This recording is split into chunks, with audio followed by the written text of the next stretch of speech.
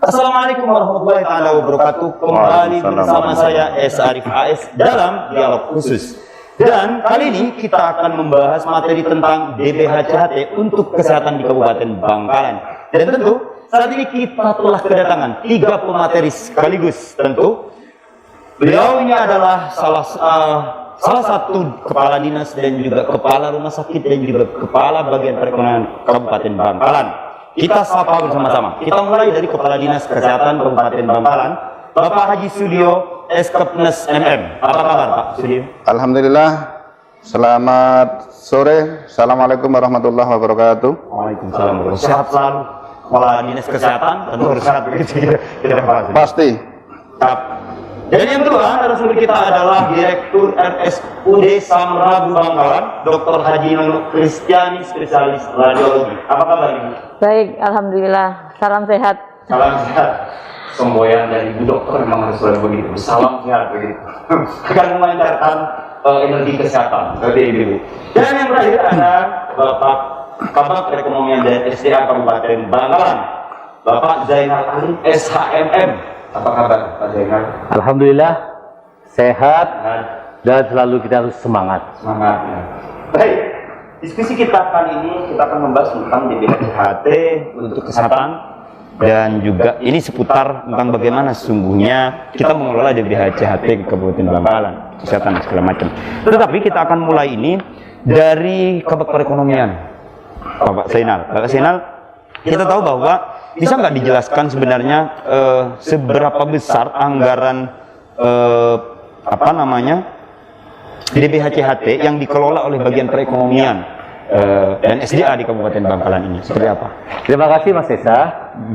Baik, kami dari Sekretariat Bagian Perekonomian SDA Bangkalan adalah salah satu OPD sebagai penerima dan pengelola dana bagi hasil cukai hasil tembakau, yang tugas kami adalah melaksanakan sekaligus memberikan terhadap pelaksanaan DBHCHT, di mana kami juga bekerja sama dengan OPD yang ada di pemerintah kabupaten, OPD terkait.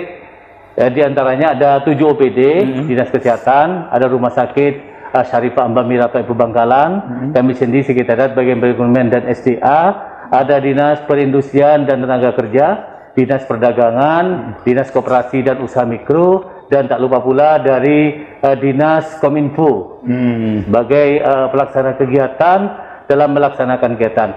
Kami sendiri di bagian perekonomian, kami melaksanakan, mohon maaf, Bangkalan ini salah satu non penghasil tembakau atau non penghasil cukai atau tembakau.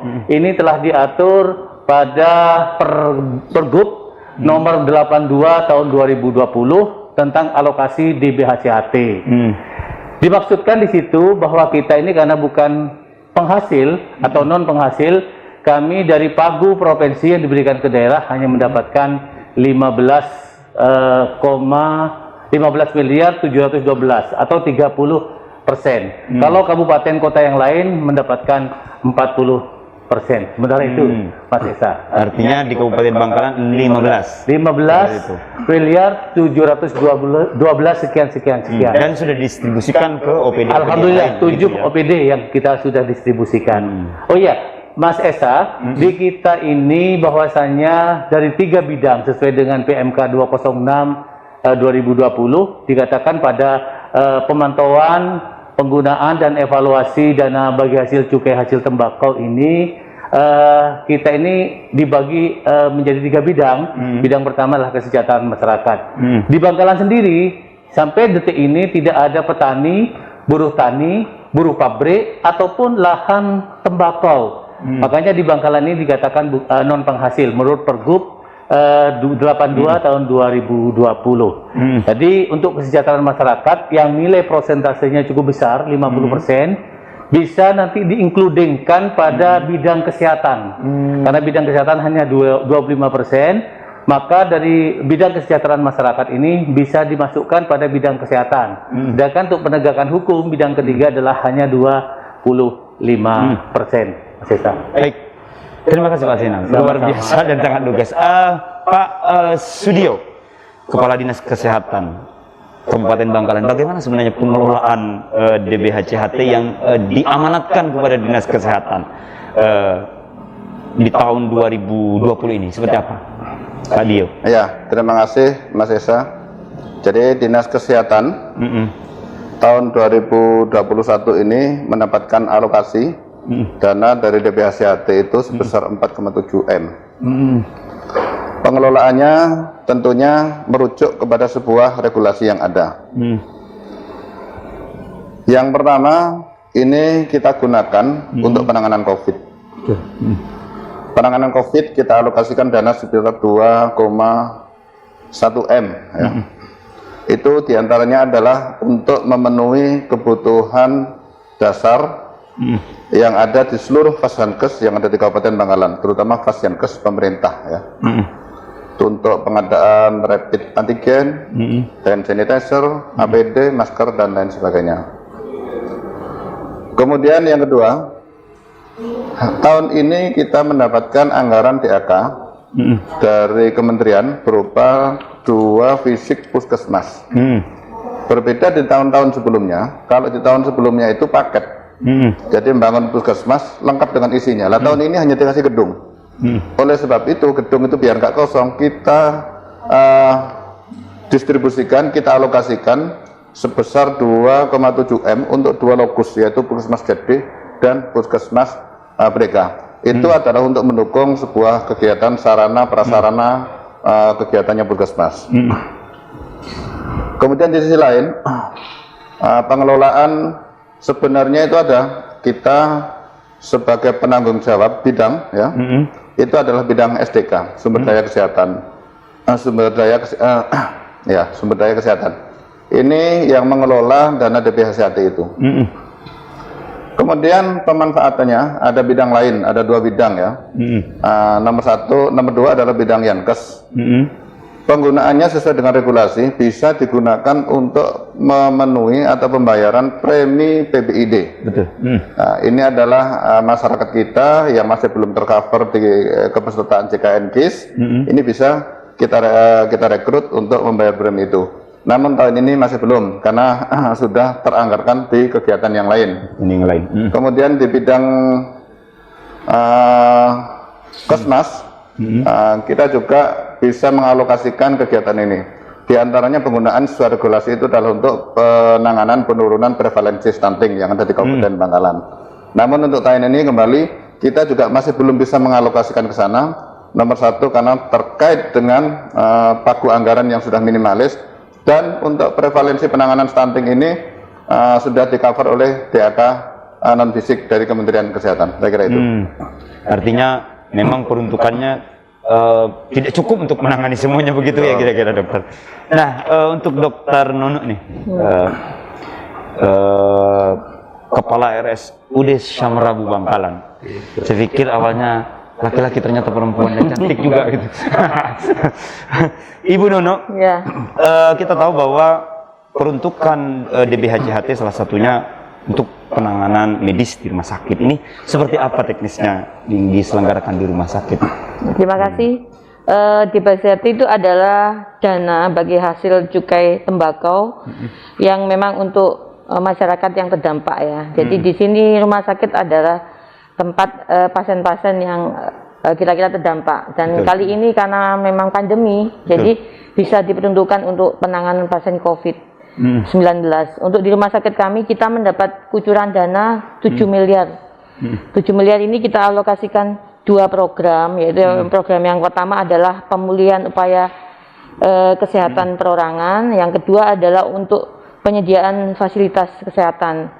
Yang untuk pemulihan pelayanan kesehatan ini adalah berupa obat-obatan untuk pasien-pasien COVID, dan alhamdulillah pada bulan Juni-Juli ini kita ada lonjakan yang cukup luar biasa yang sampai terkenal se-Indonesia. Ini kita banyak dibantu oleh dana DBHCHT ini. Jadi kita beli obat-obatan ya seperti azitromisin ya, antivirus, kemudian juga MAC, dan banyak sekali yang udah kita berikan kepada pasien-pasien. Kemudian yang kedua, kita juga memberikan alat alket ya, alat kedokteran yang sangat berguna ya, diantaranya bed pasien kita beli 13 unit, kemudian juga kita beli EKG ya untuk rekam jantung, di mana banyak pasien-pasien yang akibat asap rokok itu menderita penyakit jantung. Artinya dengan dana yang seminimal itu, berarti itu di tengah pandemi yang kemarin Bangkalan menjadi isu nasional, dan itu sangat bermanfaat begitu Ibu. Tapi ditahan dulu Ibu, kita harus rehat sejenak dan kita akan kembali setelah pariwara berikut ini. Tetap di Dialog Khusus.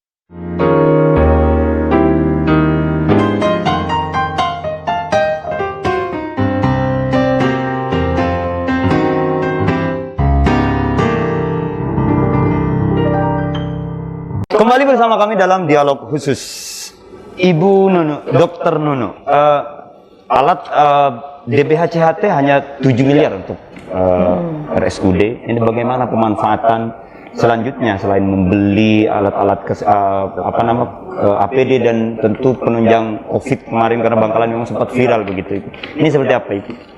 Jadi untuk pemilihan alat-alat ini kita memang untuk lebih aman kita selalu ambil yang e-katalog ya. Jadi alat-alat itu kita beli yang e-katalog sehingga prosesnya juga lancar, dan alat ini sangat dibutuhkan untuk pasien-pasien karena pasien COVID ini tidak hanya pasien yang misalnya sakit pneumonia itu, tapi juga pasien operasi ya, pasien yang melahirkan ya, pasien juga yang kecelakaan ini butuh seperti operating lamp mobile, jadi lampu operasi yang bisa mobile. Kemudian kita juga beli alat-alat syring pump, infus pump, dan itu alat-alat sangat kita butuhkan karena waktu itu kita lonjakan yang luar biasa yang tidak kita duga sebelumnya, sehingga dana-dana itu bisa kita manfaatkan untuk penanganan pasien COVID. Jadi semaksimal mungkin uang itu bisa terserap dan efektif gitu untuk penanganan. Betul ya. Baik, untuk Pak Zainal. Ya. Sejauh ini kita tentu bahwa Kabak Perekonomian dan SDA ini juga menangani tentang bagaimana sosialisasi segala macam. Sejauh ini sebenarnya apa saja yang telah diagendakan untuk kemudian DBH-CHT ini tersalurkan sesuai dengan peruntukannya gitu. Ini seperti apa Pak Zainal? Baik, tadi saya sudah menyampaikan bahwasanya program dalam bidang penegakan hukum yang 25% ini kita optimalkan. Salah satunya adalah kegiatan sosialisasi perundang-undangan. Yang kedua adalah pemberantasan penindakan barang kena cukai. Dan yang ketiga adalah pengawasan terhadap pemberantasan itu sendiri dan pengumpulan data informasi yang kita lakukan. Lebih-lebih yang kita lakukan pada triwulan ketiga ini, Bapak. Yang berikutnya juga kami telah melaksanakan kegiatan-kegiatan ini, sosialisasi ini dalam sosialisasi perundang-undangan yang segmennya atau peruntukannya khusus kami di bidang di bagian perekonomian dan SDA ini ke pondok-pondok pesantren, juga ke kepentingan pemangku kepentingan yang ada di kecamatan, kelurahan. Maksud dan tujuan dilaksanakan pelaksanaan sosialisasi ini, kami pertama adalah agar masyarakat memahami apa itu cukai atau bidang cukai. Yang kedua, agar masyarakat bisa meningkatkan kesadaran tentang aturan dan hukum. Dan yang ketiga, kami mendekatkan agar masyarakat bisa menjauhi apa itu cukai ilegal. Itu Mas Esa. Artinya rokok-rokok ilegal agar tidak beredar di Kabupaten Bangkalan. Betul. Karena akan merugikan juga untuk pemerintah Kabupaten Bangkalan. Betul, Mas Esa. Baik, untuk Bapak Sudio nih, kita tahu bahwa dana yang digunakan oleh Dinkes ini sangat sedikit gitu ya, dibanding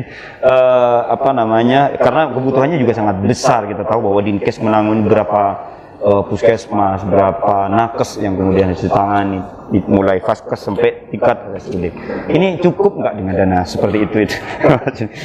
Ya, Mas Esa tadi jujur saja, kalau boleh saya katakan sangat kurang ya. Di tengah-tengah kita menangani pandemi ya, itu ternyata sampai dengan bulan Juni itu masih belum ada keputusan bahwa anggaran untuk penanganan COVID itu ada. Betul. Itu sampai sempat kebingungan teman-teman itu. Terus cara penanganan COVID nanti dari mana? Seperti apa? Padahal kita APD, BMHP itu tidak bisa hentikan itu terus penggunaannya. Apalagi Bangkalan sempat viral ya di tanggal 4 Juni 2021 kemarin ya, viral nasional terkait dengan lonjakan kasus yang luar biasa. Jadi dengan alokasi yang hanya 4,7 itu kami sangat bersyukur ya. Kenapa? Saya berpikir 2 puskesmas itu kalau hanya dibangun gedung mau dilayani seperti apa masyarakat? Karena alkesnya tidak ada, tempat tidurnya tidak ada, USG-nya tidak ada, ya. Kemudian emergency set di UGD juga kosong, alat-alat laboratorium juga sudah jadul. Nah, akhirnya kita sangat bersyukur dengan adanya alokasi dana dari DPHCAT itu sebesar 4,7 itu, akhirnya kita bagi 2,7 kita alokasikan untuk pengadaan alkes di 2 lokus Jeti dan Belega. Yang 2 miliar itu kita alokasikan untuk pengadaan APD, kemudian BMAP, hand sanitizer. Yang paling urgent di lapangan adalah itu. Memang kalau dipikir-pikir, kita belum menyentuh 50% dari kebutuhan dasar puskesmas 2 lokus ini. Tapi paling tidak dengan suntikan dana dari DPHCAT ini minimal sudah mengurangi beban kami, sehingga puskesmas yang sudah atau sedang berlangsung dibangun ini nanti begitu selesai barang itu langsung datang dan bisa dimanfaatkan untuk masyarakat. Saya kira itu Mas Isa.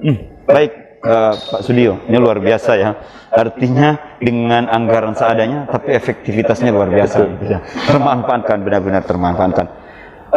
Dokter Nono, Direktur RSUD Syamrabu. Tadi saya salah menyebut menjadi kepala, adalah direktur gitu ya. Dokter Nono, kita tahu bahwa Bangkalan menjadi perhatian bahkan bangsa Indonesia pada waktu itu gitu ya. Karena luar biasa kasusnya. Hadirnya di BHCHT di momen itu bagaimana? Apakah itu sangat membantu? Apakah seperti apa? Ya, saya akui sama seperti yang disampaikan oleh Pak Sudio. Jadi dengan adanya dana ini kita sangat terbantu ya, terutama yang paling utama waktu itu adalah untuk pembelian obat-obatan. Jadi di mana obat-obatan ini waktu itu ya sangat langka dengan harga yang bervariasi ya, yang tinggi lah ya. Jadi kita ini sangat terbantu sehingga dana itu kita bisa manfaatkan karena waktu itu kita juga terjadi penurunan pasien ya. Jadi kita punya pasien umum dari BPJS ini dananya menurun karena pasien-pasien ini pada takut periksa ya ke rumah sakit sehingga kita nggak punya dana fresh. Sehingga dengan adanya dana DPHCAT ini kita bisa membeli obat untuk penanganan pasien-pasien yang datangnya luar biasa ya, sampai kita kewalahan waktu itu untuk kewalahan tempat tidur dan kewalahan di IGD. Waktu itu kita membuka tempat tidur itu sekitar 200 lebih ya, 270 lebih.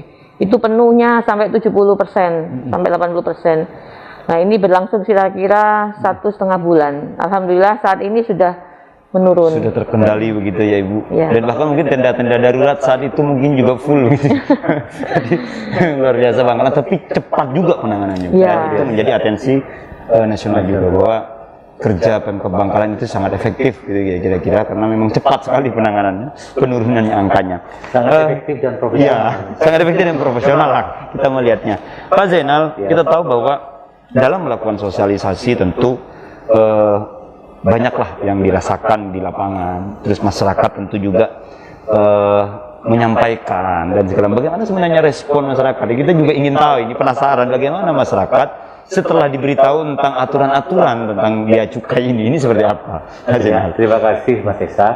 Tadi sudah disampaikan dari pihak bea cukai, Pak Zainul telah menyampaikan, memang dengan adanya sosialisasi hubungannya dengan kita akan memberantas rokok ilegal ini memang seakan-akan sangat jauh. Betul. Tapi ini sebuah upaya, sebuah progres bahwa kita ini tetap memberikan menyampaikan kepada masyarakat sebagai salah satu aturan agar masyarakat ini tidak terjerembab pada hal-hal yang kurang bagus, pada hal-hal yang dilarang oleh pemerintah. Misalnya saja kita lakukan tetap bermitra dengan bea cukai. Hal ini sebagai langkah bahwa pemerintah Kabupaten Bangkalan ikut andil. Ini semuanya sebenarnya kita harus ikut andil bersama, bukan hanya pemerintah, tapi masyarakat pun kita ajak untuk ikut serta bersama-sama kita melangkah agar tidak melaksanakan kegiatan-kegiatan atau hal-hal yang salah. Bagaimana kita lakukan sosialisasi perundang-undangan tentang cukai ini. Banyak kejadian-kejadian yang kita laksanakan, yang kita alami di lapangan. Misalnya beberapa saat yang lalu, saya dengan Bea Cukai, mitra kami, termasuk dengan APH, aparat penegak hukum, maaf, saya tidak menyebutkan di mana, tapi yang jelas kami telah menemukan cukai ilegal ini atau pemberantasan rokok ilegal ini di beberapa kecamatan. Alhamdulillah hasilnya, kalau perhitungan dari Bea Cukai ini perhitungan batang, Pak. Jadi 113.800.000 batang. Ini menarik, Pak. Artinya dari hasil operasi itu Betul, bahkan operasi menemukan rokok ilegal sejumlah itu. Ditahan dulu Mas Inal, kita harus rehat sejenak dan kita akan kembali setelah pariwara berikut ini. Tetap di dialog khusus.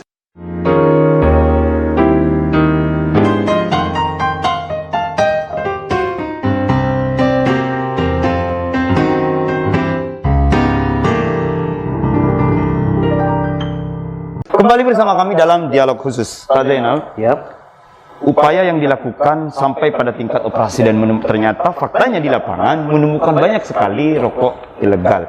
Ini seperti apa pola sosialisasi dan penindakannya sebenarnya? Baik, setelah pelaksanaan sosialisasi perundang-undangan tentang cukai, kami melakukan operasi pasar sekaligus penindakan dan penyitaan. Beberapa saat yang lalu pada tanggal 8 sampai dengan 9 September, kami telah mengadakan operasi pasar dengan tim gabungan, baik dari Bea Cukai, dari APH, aparat penegak hukum, ada Satpol PP, ada kepolisian, ada Kodim, dan juga teman-teman baik dari perekonomian dan perdagangan itu melakukan razia di pasar-pasar. Yaitu hasilnya kita temui rokok ilegal sebanyak 113.800.000 batang, atau kalau dihitung bungkus 57.000 bungkus. Pada waktu itu kami bawa pickupnya Satpol PP itu insya Allah penuh. Ya. Hari ini pun kita laksanakan operasi pasar di 3 pasar, yaitu Patemon, Tanah Merah, dan Kuanyar. Tadi saya sudah ditelepon dari teman-teman termasuk dari Bea Cukai, Pak Sinal sudah dapat beberapa karung katanya. Ya, bagaimanapun ini adalah upaya progres kita agar masyarakat tahu bahwa kita harus mengambil satu langkah jera.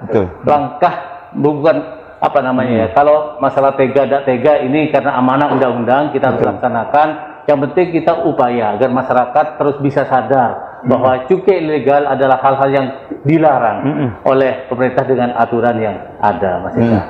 Tetapi juga karena kita tidak tahu di rokok ilegal itu kadar nikotinnya benar-benar terukur nggak? Di situ kan kalau ilegal kan nggak ada ukurannya kan begitu, seperti itu. Iya, kalau rokok ilegal di sini, Mas Esa, kalau rokok yang legal sendiri kan itu harus uji lab, lolos dan lain sebagainya, ada pita cukai, ada tanda hologramnya dan lain sebagainya, ada yang SKT, sigaret kretek tangan, sigaret kretek mesin, itu kan ada beda-bedanya.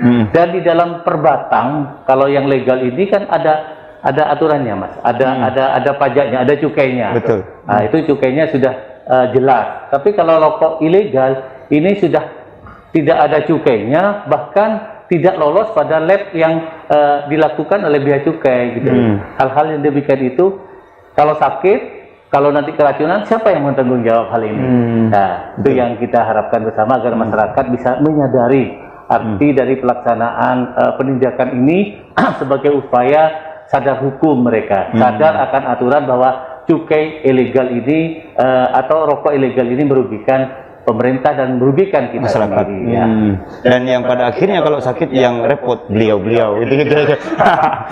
Baik, Pak Sudio, tentu kan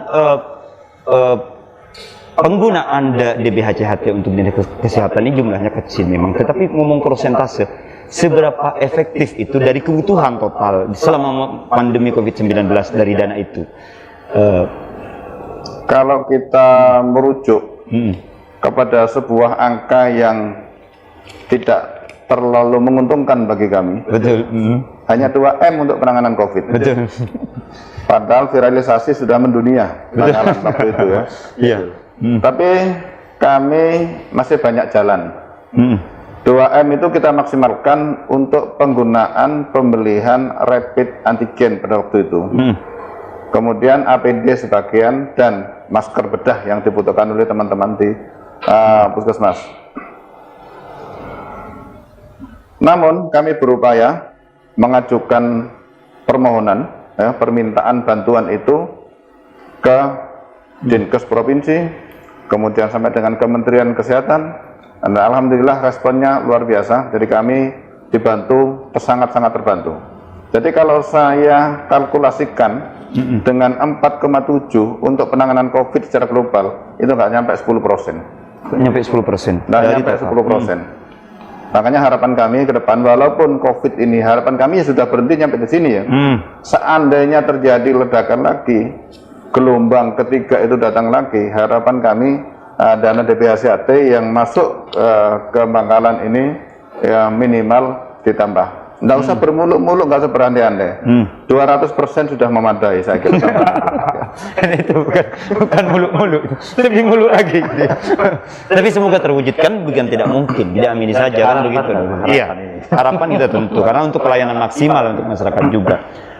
Untuk Dokter Nono, kita tahu bahwa memang RSUD ini tidak pernah tidak pernah menyangka bahwa ledakan kemarin itu akan terjadi begitu Bu Nono. Sehingga kemudian ya sesuai dengan persiapan saja, tetapi ternyata ledakan terjadi dan kebutuhan dana untuk pelayanan obat segala macam itu tentu sangat tinggi dengan dananya 7 miliar dan itu hanya masih peruntukannya banyak hal. Itu persentase kesuksesan atau kebutuhan dari penanganan COVID itu berapa persen barangkali? Kalau menurut kami memang ya betul ya, dana itu memang kecil ya, tapi dana itu sangat kita butuhkan dan ada di saat waktu yang tepat. Jadi kalau misalnya persentase ya mungkin ya sama ya, tidak sampai 10% dari kebutuhan, total kebutuhan.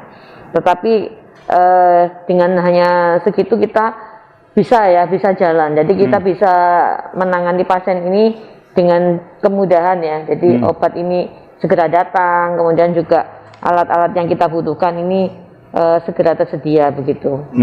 Artinya hadir di saat yang tepat gitu. Betul. Jadi di BHCHT itu ketika dibutuhkan kemarin itu sangat mendesak. Iya. Ternyata bisa dimanfaatkan begitu Betul. kira-kira. Luar biasa, Pak Zainal. Iya.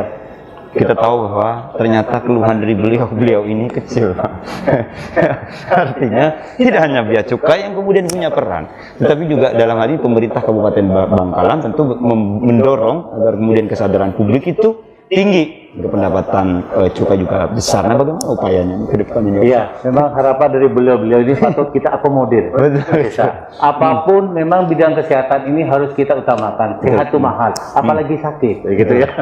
Sehat itu mahal. Oleh karena itu, mudah-mudahan harapan kami kepada pihak Direktur Jenderal Bea dan Cukai melalui Menteri Keuangan Republik Indonesia, mungkin Pagu ini kita jangan digorengi lagi. Kalau 2020 dulu, pada tahun anggaran 2020 Bangkalan sempat dapat 18 miliar.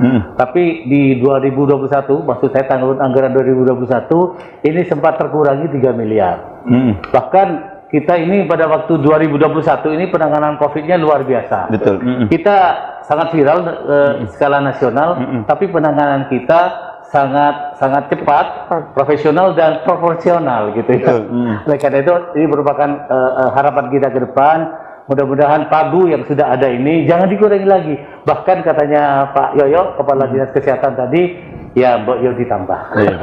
Artinya ada nilai pembaharuan, inovasi yang beliau-beliau akan lakukan. Bagaimanapun ini untuk kesejahteraan masyarakat, mari kita sama-sama ikut memberikan andil pada kesehatan yang diharapkan oleh beliau-beliau itu. Ini menarik. Tadi berbicara tentang ketika operasi pasar, maka jumlahnya bahkan puluhan ribu batang yang ditemukan. Artinya bahwa Bangkalan ini merupakan pasar yang luar biasa besar untuk rokok-rokok ilegal. Tentu semakin banyak peredaran rokok ilegal ini, maka kemudian cukai juga akan menurun begitu. Nah, dan ketika berbincang dengan Pak Wakil Bupati dengan Pak Sekda bahwa ternyata Bangkalan itu untuk industri ternyata luar biasa sesungguhnya gitu loh. Jadi bagaimana memandang ini Pak Zainal? Iya, Dampak memang perekonomian ada gitu ya? upaya dari pemerintah kabupaten terhadap para investor. Silakan kita membangun Bangkalan, bukan membangun di Bangkalan. Kalau membangun di Bangkalan, setelah dibangun dibiarkan. Tetapi membangun Bangkalan artinya memajukan Kabupaten Bangkalan. Para investor dengan adanya pabrik rokok dan lain sebagainya kan ikut serta. Nanti ada hal-hal yang penambahan PAD untuk kita, pundi-pundi PAD bisa ditambahkan dalam pelaksanaan ini. Memang Bangkalan ini sangat strategis, Mas Esa, karena merupakan pintu masuk dari Madura ke Surabaya atau ke Jawa Timur lah, atau dari Surabaya ke Madura. Memang kita tidak ada pabrik, lahan pun tidak ada, tetapi pemasaran bahkan mohon maaf, saya tidak suudon pada kabupaten 3 kabupaten Madura yang lain. Yang membuat mereka pemasarannya di sini. Kenapa? Karena strategis. Sangat strategis. Artinya dekat dengan letaknya Surabaya. dekat dengan Surabaya yang mau ke Apalagi Madura. ada Ini pintu sekarang gerbang sudah ya. ada Suramadu. Baik, tapi ditahan dulu ini Pak Zainal. Kita harus lihat sejenak dan kita akan kembali setelah pariwara berikut ini. Tetap di dialog khusus.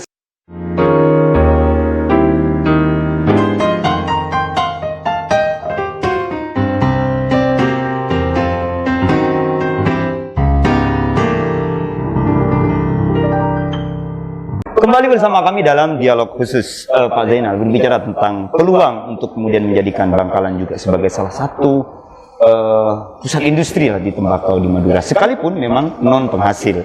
Ini seperti apa kira-kira peluangnya Pak Zainal? Baik, terima kasih. Kami pemerintah Kabupaten Bangkalan sebagaimana disampaikan oleh Pak Wabub, Pak Wakil Bupati tadi, juga disampaikan oleh Bapak Sekretaris Daerah yang juga beliau adalah ketua dari ketua kami dalam DBCAT, Dana Bagi Hasil Cukai Hasil Tembakau. Ini pemerintah sudah welcome terhadap para investor, utamanya investor rokok, untuk membuka pabrik-pabrik rokok. Tetapi jangan membangun di Bangkalan, tapi membangun Bangkalan. Ya, artinya ikut memajukan, ikut memberikan peningkatan pundi-pundi PAD. Dalam pelaksanaan kegiatan ini, memang masyarakat Bangkalan sudah sangat mengharapkan sekali dengan adanya jembatan Suramadu. Oleh karena itu memang kita tidak ada pabrik, tidak ada lahan. Tetapi di sini sangat strategis sekali untuk pendistribusian pemasaran karena Bangkalan ini salah satu pintu masuk dari Madura ke Surabaya atau ke Jawa Timur, dari Surabaya ke Madura. Nah, ini karena memang dekat sekali dengan Surabaya.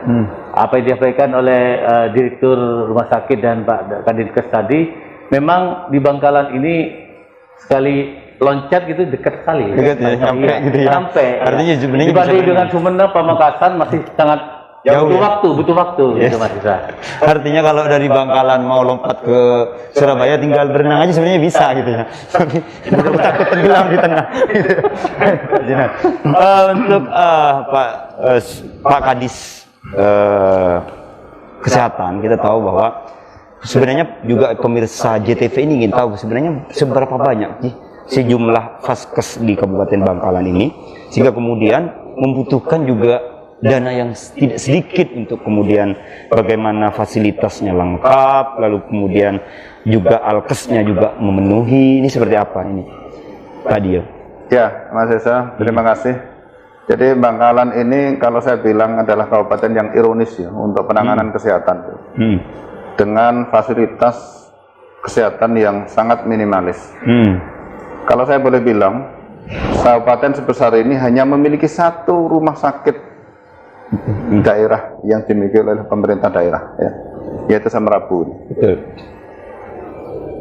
Dengan jumlah penduduk 1.062.000, minimal itu harus mempunyai rumah sakit tipe D itu minimal 5 untuk pusat rujukan. Belum bicara lagi masalah vaskes yang ada di puskesmas.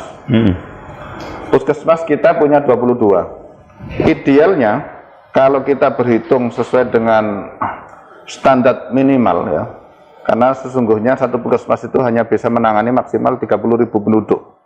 Jadi kita butuh 35 sampai 37 puskesmas sebenarnya. Jadi masih kurang banyak. Namun demikian, kami berandai-andai ya. Dari 22 puskesmas itu baru yang tersentuh fisik 8 puskesmas. Artinya masih ada 14 puskesmas yang masih memerlukan penanganan dan sentuhan-sentuhan khusus. Kalau kita bicara masalah pelayanan kesehatan, otomatis yang diutamakan sekarang adalah mutu layanan masyarakat.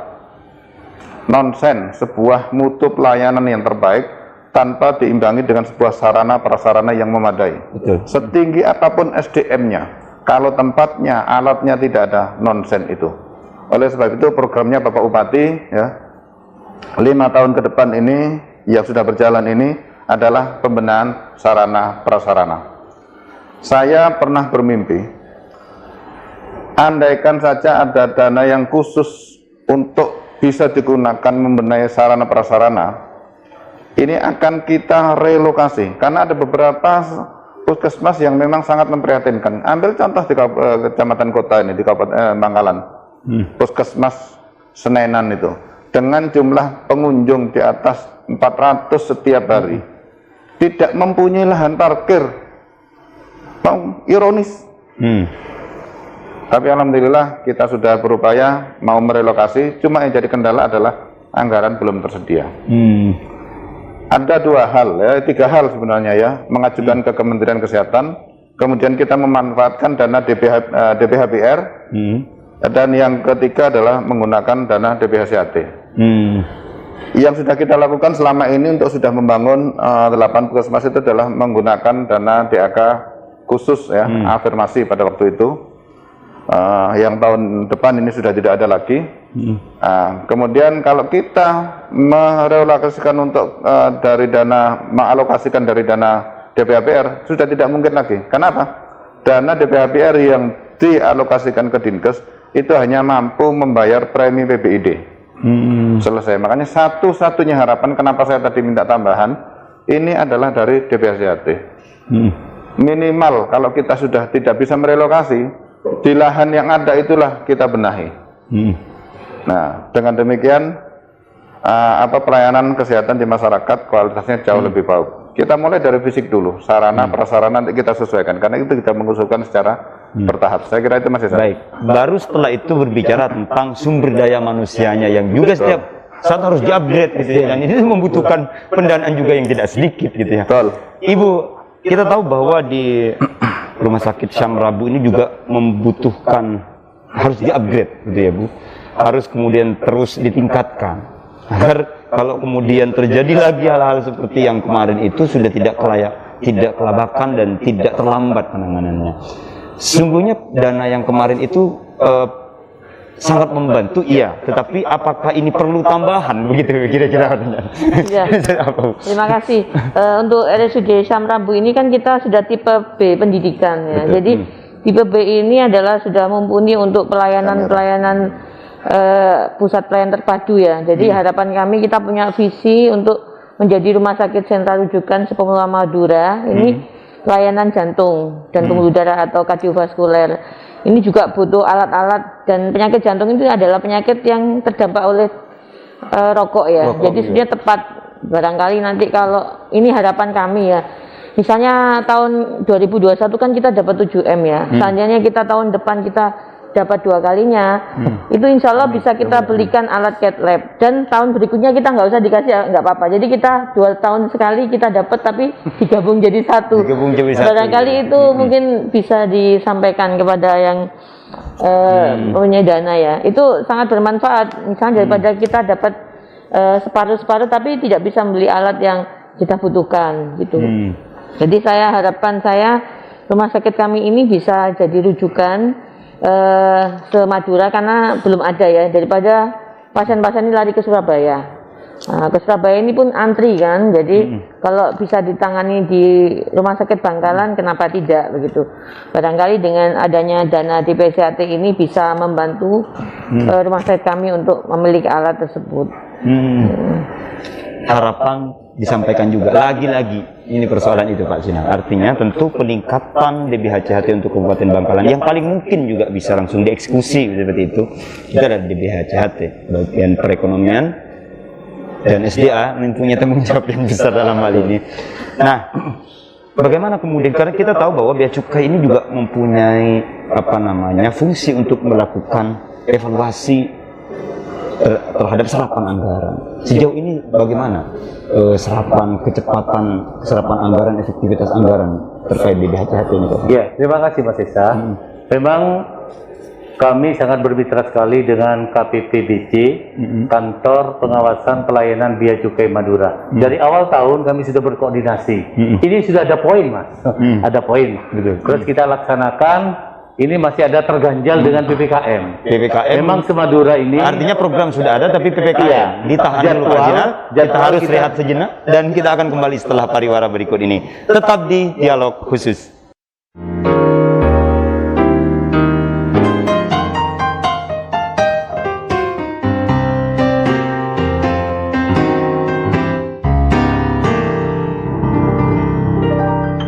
Kembali bersama kami dalam Dialog Khusus, Pak Zainal. PPKM tentu menjadi hambatan dalam menjalankan program apapun. Tapi bagaimana kemudian anggaran ini seefektif mungkin terserap dan hari ini telah berjalan, ini seperti apa? Baik, terima kasih. Memang mulai dari awal tahun kami telah berkonsultasi, koordinasi dengan mitra kami, Kantor Pengawasan Pelayanan Bea Cukai Madura. Kami telah mendatangkan bapak-bapak bea cukai ke kantor kami untuk berkoordinasi, sekaligus kami telah menetapkan jadwal, baik jadwal pelaksanaan dalam bidang penegakan hukum, sosialisasi perundang-undangan, operasi pasar, penindakan, pemberantasan barang kena cukai dan lain sebagainya sudah kami laksanakan. Sehubungan dengan pelaksanaan PPKM ini terlaksana atau sudah diumumkan oleh pemerintah pusat, maka sempat terganjal. Artinya pelaksanaan kegiatannya sempat dipending. Kemarin kami alhamdulillah sekitar bulan Juli Agustus telah bisa melaksanakan kegiatan ini sampai detik ini. Mungkin Madura Bangkalan mengawali. Kalau tidak salah nanti bisa ditanyakan ke Bea Cukai. Bangkalan mengawali. Apapun gitu ya. Iya, artinya kami bukan kebut, artinya ada istilah cepat tapi tidak mendahului. Tajam tapi tidak melukai, tapi tumpul mematikan. Artinya Bangkalan akan mengambil start di situ. Ya, hal-hal seperti itu yang kita lakukan. Apapun yang terbaik untuk masyarakat. Karena ini ada poin-poin yang kita lakukan. Dari 5 OPD yang kami lakukan kerjasamanya, itu ada segmen-segmen tertentu. Misalnya kami dari pihak bagian perekonomian dan SDA yang kami lakukan peruntukannya untuk pondok pesantren, masyarakat pemangku kepentingan, diantaranya kelurahan, desa, kecamatan. Nah, terus kalau Kominfo ini untuk masyarakat, kelompok informasi masyarakat KIM, ada TIK ya Pak, ya betul-betul ya, teknologi informasi komunikasi untuk media massa, para wartawan dan masih banyak. Kalau dulu istilahnya ada istilah kelompok pencapir ya, di era sebelum era reformasi. Terus kalau di Sprinaker itu untuk para IKM, industri kecil menengah. Untuk koperasi dan usaha mikro ini untuk UMKM. Sedangkan untuk perdagangan, untuk pedagang-pedagang yang ada di pasar. Segmen-segmen itulah yang telah kita atur bersama dan kita sepakati. Dengan OPD 5 OPD.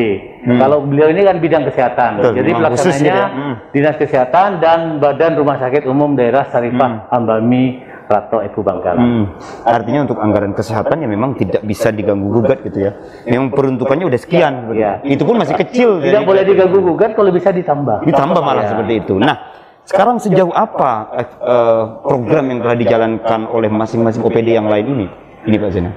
Kalau sudah kami amati pelaksanaan kegiatan, khususnya OPD yang 5 OPD ini dalam penegakan hukum sudah berjalan semua. Alhamdulillah sudah 50% pelaksanaannya, kegiatannya telah dilaksanakan, baik untuk pelaksanaan sosialisasi di masyarakat dan lain sebagainya.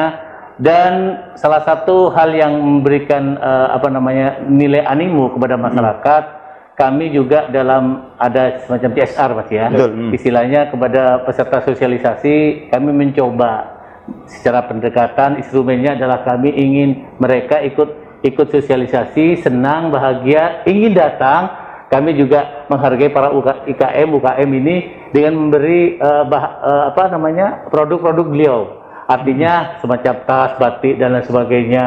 Ada usaha yang membuat hand sanitizer ini kita beri label, dan ada juga kegiatan yang membuat masker ini.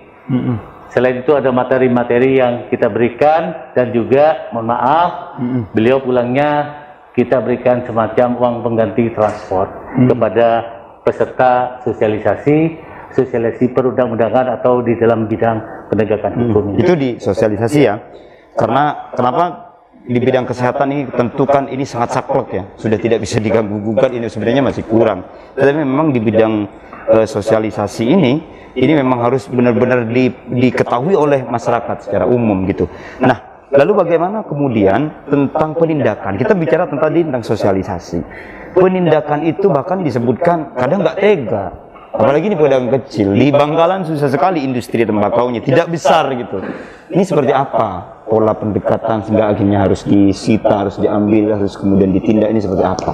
Iya, terima kasih Mas Esa. Kalau kami baca di pasal 54 Undang-Undang Nomor 39 tahun 2007, apapun yang melanggar barang kena cukai, ini ancamannya pidananya 1 sampai dengan 5 tahun.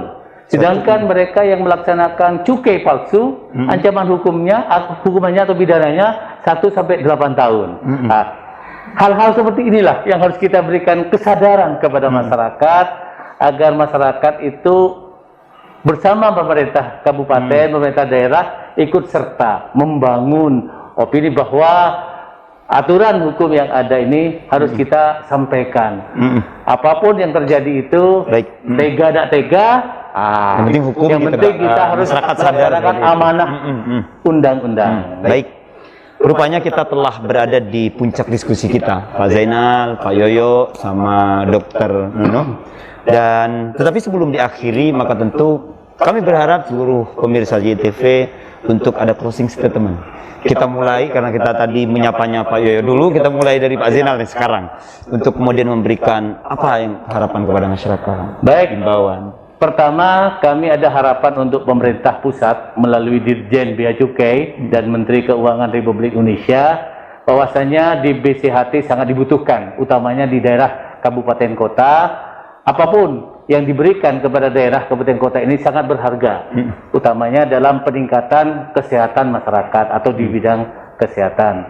Yang kedua, kami ingin terus berkolaborasi dengan para pemangku-pemangku kepentingan untuk ikut serta menggebiarkan atau menggelorakan semangat kita jauhi rokok ilegal atau cukai ilegal. Dan yang terakhir, gempur rokok ilegal.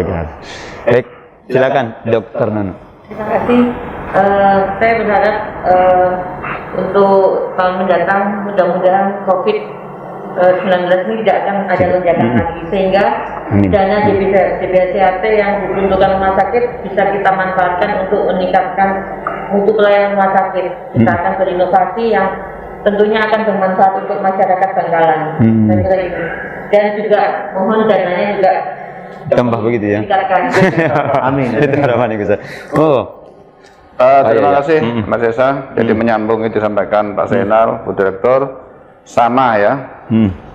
Vaskes yang ada di Kabupaten Bangkalan seperti yang saya sampaikan ini masih perlu sentuhan-sentuhan, baik fisik, sarana, prasarana, alkes. Ambulan sangat dibutuhkan, alkes sangat dibutuhkan. Dengan kata lain, ya, ucapan terima kasih yang tak terhingga karena kami sudah dibantu dana DBHCHT selama ini, namun jumlahnya masih kurang. Terima kasih. Baik, terima kasih untuk seluruh narasumber kita pada kesempatan ini, dan kita akan berjumpa kembali dalam dialog-dialog selanjutnya, tentu dengan tema-tema dan narasumber yang sangat kita harapkan bersama memberikan pencerahan bagi kita semua. Kurang lebihnya saya mohon maaf. Wassalamualaikum warahmatullahi taala wabarakatuh. Waalaikumsalam warahmatullahi wabarakatuh. Terima kasih.